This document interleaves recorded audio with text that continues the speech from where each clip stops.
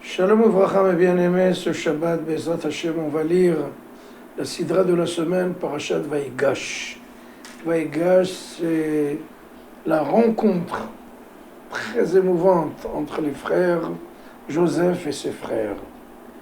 Et là, Joseph s'aperçoit que ses frères ont fait véritablement le point, le repentir. Il a compris qu'ils étaient complètement pleins de regrets. Et là, il leur révèle, c'est moi votre frère. Mais attention, il a fait ça avec énormément de très attention à ses frères, à ne pas les humilier, leur faire honte, et Chas v'Shalom, les déshonorer. Et il fait sortir tous ceux qui étaient là, les ministres, les députés, les conseillers, les gardes du corps. Il est resté seul avec ses frères. C'était très dangereux.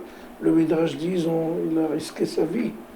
Parce que rester devant 10 colosses comme ça qui risquent de le dévorer sans sel.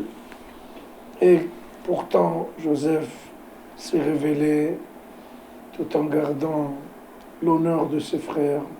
Il a même mis de côté Benjamin pour ne pas qu'il raconte à son père. Vous savez que Jacob n'a, selon nos sages, n'a jamais entendu la véritable histoire de la vente de Yosef. Il est mort sans savoir ce qui s'est passé. On peut le prouver par 100 possibilités, mais ce n'est pas notre sujet aujourd'hui. Aujourd'hui, notre sujet, c'est d'être sensible au kavod, à l'honneur des autres. Et là, Joseph a tout fait pour ne pas qu'ils s'affligent et qu'ils se sentent mal dans leur peau. Tout ce qui est arrivé, c'est véritablement le projet inévitable d'Akadosh Baruch Hu. On devait d'une façon incontournable descendre en Égypte et pour façonner, pour forger notre peuple, c'est incontournable, c'est ça.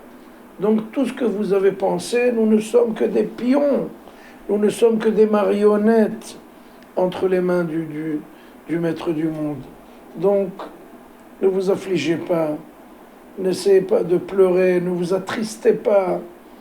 C'est la volonté de Dieu. En fin de compte, Akadosh Baruch Hu nous a pris le libre arbitre pour pouvoir justement faire partie du projet divin de la descente en Égypte. Donc Joseph là fait très attention à ses frères et il leur raconte ça dans l'oreille pour ne pas que leurs petits frères entendent. Et en plus que quand Jacob est venu en Égypte, il a envoyé des centaines de kilomètres de la capitale, là où il était, pour ne pas qu'il lui pose la question « Qu'est-ce qui s'est passé, mon fils? Où étais-tu pendant 22 ans? Qu'est-ce qui s'est passé ?»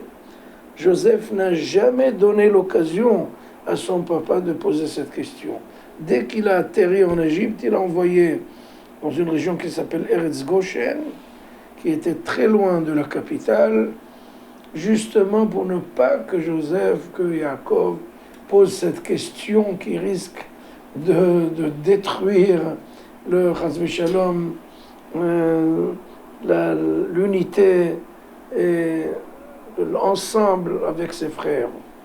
Et ça, c'est très très important. C'est vrai, on nous fait du mal, mais nous, on doit être tout le temps pardonner, excuser. Et Joseph, en fait, a tout fait dans sa vie. La dernière fois qu'il a vu son père, c'était quand il est arrivé.